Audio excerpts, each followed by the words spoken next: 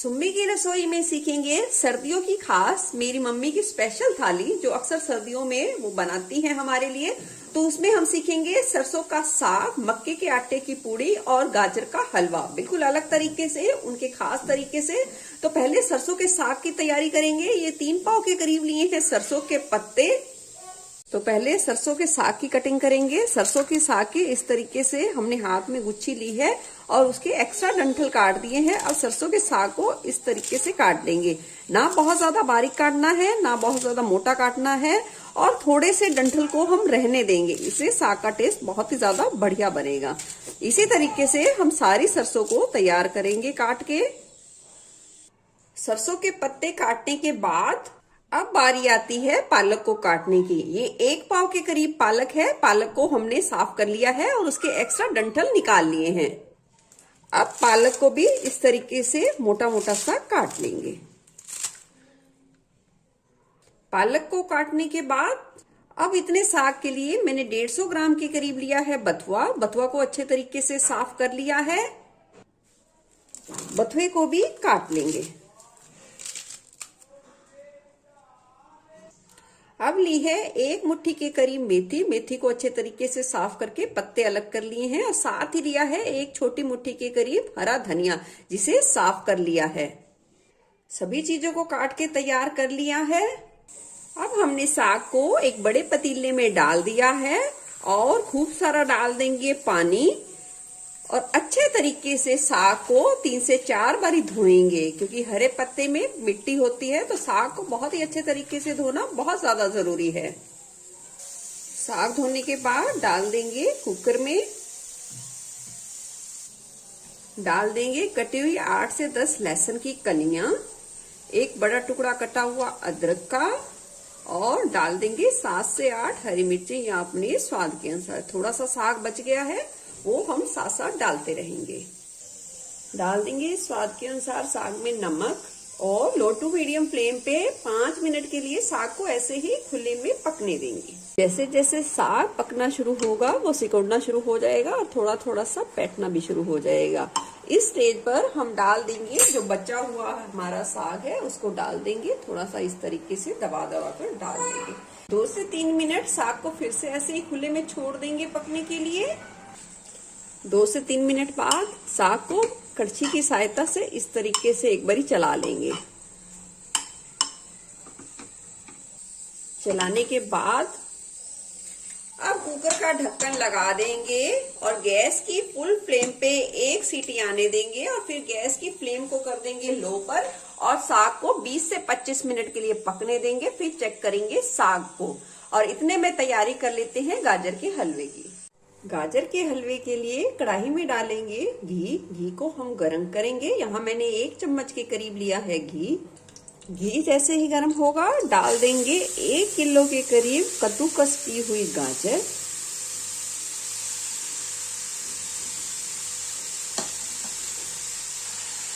अब गाजर को अच्छे तरीके से मिला देंगे और गैस की फ्लेम को लो पर करते हुए गाजर को 10 मिनट के करीब भूनेंगे।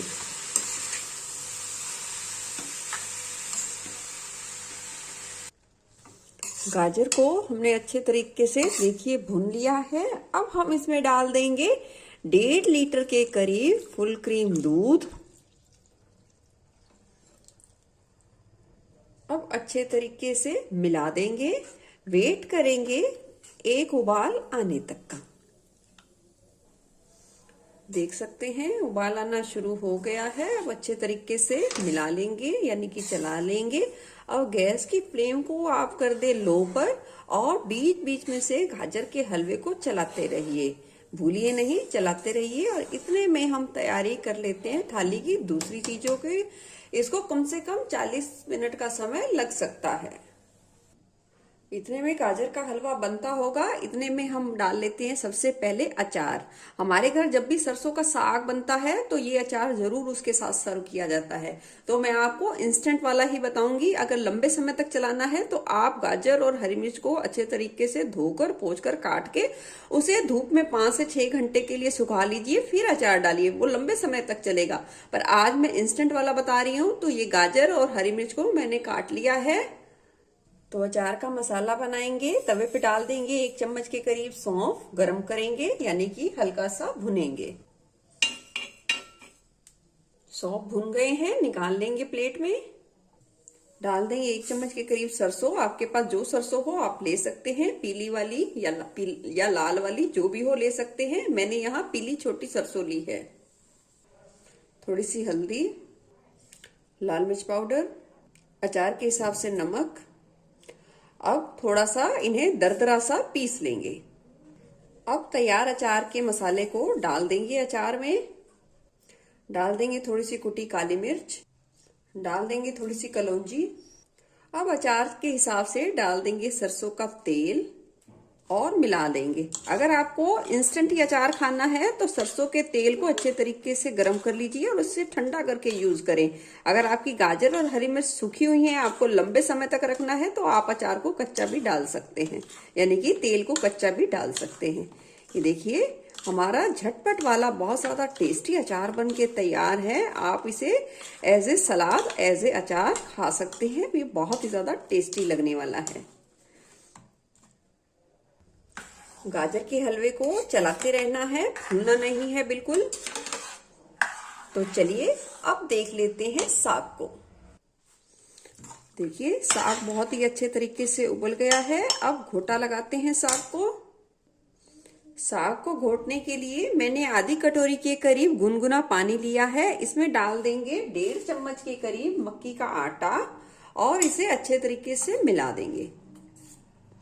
अगर देखिए अगर साग में लगे पानी कम ज्यादा है तो आप उसी पानी का आटे को घोलने में यूज कर सकते हैं। देखिए और इस साग में थोड़ा सा पानी कम रह गया है तो इसलिए मैंने गुनगुने पानी का इस्तेमाल किया है। मिला देंगे इसे अच्छे तरीके से।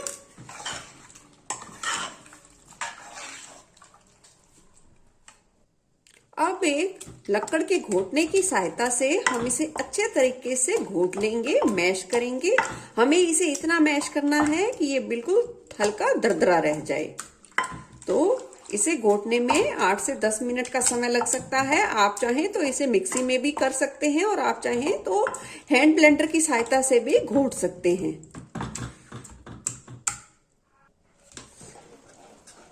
ये देखिए साग को हमने कितना बढ़िया घोट लिया है। ये देखिए पास से साग की कंसिस्टेंसी देखिए। इसे बिल्कुल ज्यादा बारीक भी हमें नहीं करना है, हल्का सा दरदरा रखेंगे। अब साग को हम फिर से पकाएंगे। हमने गैस पे रख दिया है। गैस की फ्लेम को लो टू मीडियम पर रखेंगे और वेट करेंगे साग में एक खदका आने तक का। देखिए साग में खदका आ गया है, यानी कि साग उबलना शुरू हो गया है। अब लो टू मीडियम फ्लेम पे साग को 5 से 6 मिनट के लिए पकने देंगे ताकि जो आटे का फ्लेवर है वो बिल्कुल कच्चा ना रहे और सारे फ्लेवर बहुत ही अच्छे तरीके से साग में उभर कर आए। देखिए साग बहुत ही अच्छे तरीके से भीज गया है। जब ये बहुत ही अच्छे तरीके से पक जाता है तो जिस बर्तन में बनाया जाता है उसके तले पे थोड़ा थोड़ा सा लगना शुरू हो जाता है। इसका मतलब साग हमारा बहुत अच्छे तरीके से पक चुका है और अब आटे का कच्चापन भी इसमें नहीं है। अब लगाएंगे साग को तड़का। अब साग को तड़का लगाने के लिए हमने घी को बहुत अच्छे तरीके से गर्म कर लिया है। साग देसी घी में बनाया जाए तो वो बहुत ज्यादा टेस्टी लगता है। अब घी में डाल देंगे थोड़ा सा खड़ा धनिया। खड़ा धनिया को हल्का सा भून लेंगे। हल्का सा भुनने के बाद डाल देंगे कटे हुए प्याज। प्याज को हल्का गुलाबी होने तक भून लेंगे। यहाँ पे आप अदरक लहसुन और ऐड कर सकते हैं। अगर आपको फ्लेवर और ज्यादा चाहिए तो मैं यहाँ नहीं डालूंगी, प्याज को ही भूनूंगी। प्याज गुलाबी हो गए हैं। अब हम इसमें डाल देंगे कटे हुए टमाटर और टमाटर को नरम होने तक अच्छे तरीके से पका लेंगे। देखिए टमाटर बहुत ही अच्छे तरीके से पक गए हैं। अब साग के तड़के में डाल देंगे स्वाद के अनुसार लाल मिर्च पाउडर। यहाँ मैंने आधी चम्मच के करीब डाला है और साथ ही डाल देंगे थोड़ी सी बारीक कटी हुई हरी मेथी और इसे मिला लेंगे। सारे तड़के को लगभग 30 सेकंड के करीब भून लेंगे। तड़के को भुनने के बाद डाल देंगे साग। साग को आप पहले बनाकर रख दीजिए, 3-4 घंटे पहले या 1 दिन पहले, और फिर तड़का लगाइए। साग बहुत ही ज्यादा टेस्टी बनता है। और मिला देंगे।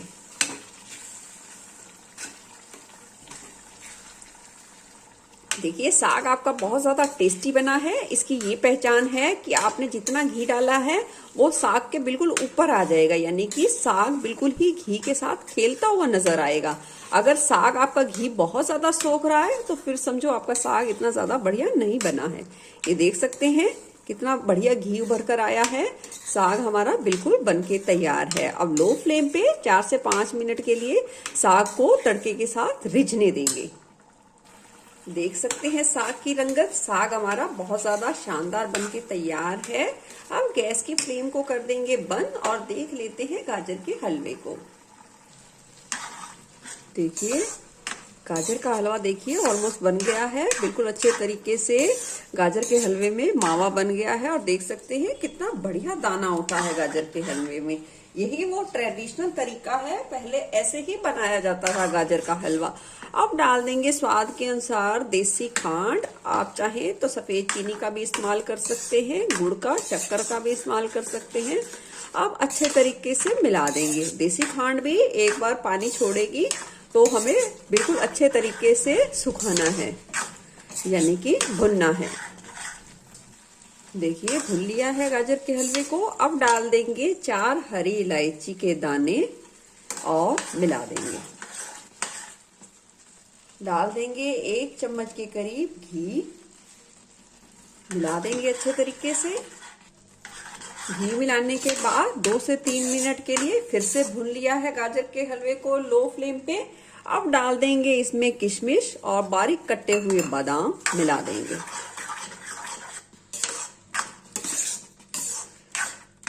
अब लो फ्लेम पे गाजर के हलवे को 5 से 7 मिनट के लिए अच्छे तरीके से भुनेंगे। लगातार इस स्टेज पर चलाते रहेंगे, नहीं तो गाजर का हलवा लग जाएगा, क्योंकि ये ऑलमोस्ट बिल्कुल ही बन गया है। देखिए गाजर का हलवा बिल्कुल बन के तैयार है। जितना भुना जाता है उतना ही ये बिल्कुल ही लाल सुर्ख हो जाएगा। अब बना लेते हैं मक्के के आटे की फूली फूली पूड़ियां। मक्के के आटे की पूड़ी के लिए 1 कटोरी लेंगे मक्की का आटा, 1 कटोरी लेंगे गेहूं का आटा, 2 से 3 चम्मच डालेंगे तेल, स्वाद के अनुसार थोड़ा सा नमक, अजवाइन लेंगे, उसको इस तरीके से हथेली से मसल कर डाल देंगे। सभी चीजों को मिला लेंगे अच्छे तरीके से और थोड़ा थोड़ा पानी डालकर पहले आटे को हम इकट्ठा करेंगे। आटे को इकट्ठा करने के बाद 2 से 3 मिनट के लिए इस तरीके से मसलते हुए, हथेलियों का दबाव देते हुए आटे को 2 से 3 मिनट के लिए गूंथ लेंगे। आटे को जिस तरीके से पूड़ी का आटा गूंथा जाता है उसी तरीके से हम थोड़ा सा टाइट गूंथेंगे। आटे को अच्छे तरीके से गूंथ लिया है। अब आटे को इकट्ठा करके 20 मिनट के लिए रख देंगे रेस्ट के लिए। 20 मिनट बाद अब थोड़ा सा तेल या घी लेंगे हाथ पे और आटे को थोड़ा सा हम फिर से मसल लेंगे। अब तैयार आटे से थोड़ा थोड़ा सा आटा तोड़ते जाएंगे और जितने साइज की हमें पूड़ी बनानी है उतनी बनाकर लोइयां हम तैयार कर लेंगे। कुछ लोइयों को बेल लिया है। अब चकले पे थोड़ा सा लगा देंगे घी और इस तरीके से बेल लेंगे। बहुत ही आसानी तरीके से बेल ली जाती है ये पूड़ी। और आप चाहें तो थोड़ा सा सूखा आटा भी इस्तेमाल कर सकते हैं। ये देखिए, ये देख सकते हैं पूड़ी हमने कितनी बढ़िया बेल के तैयार की है। इसी तरीके से सारी हम पूड़ियां बेल के तैयार करेंगे। तो चलिए अब बढ़ते हैं पूड़ियों को फ्राई करने की प्रोसेस की तरफ। पूड़ियों को तलने के लिए तेल बहुत ज्यादा गर्म होना चाहिए। तेल को गर्म कर लिया, बहुत ही अच्छे तरीके से डाल देंगे पूड़ी और इस तरीके से कड़छल की सहायता से हल्का हल्का सा प्रेस कर देंगे और देखेंगे पूड़ी खुद ब खुद फूलना शुरू हो जाएगी।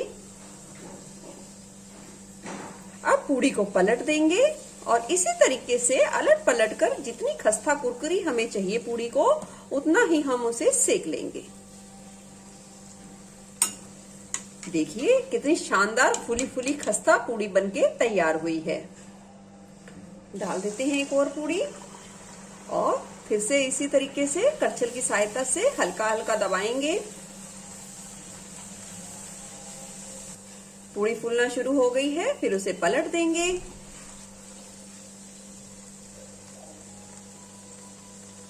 ये देख सकते हैं कितनी खस्ता पूड़ी बनी है। इसी तरीके से सारी पूड़ियां सेक लेंगे। बिल्कुल फूली फूली गुब्बारे जैसी मक्के के आटे की पूड़ियां हमने बना के तैयार कर ली हैं। अब लगा लेते हैं पूरी थाली। मेरे घर की, मेरे मम्मी की हाथ की स्पेशल थाली बनके तैयार है। आप भी इस थाली की रेसिपी को जरूर ट्राई करना। फिर मिलूंगी ऐसे ही बढ़िया रेसिपी के साथ। धन्यवाद।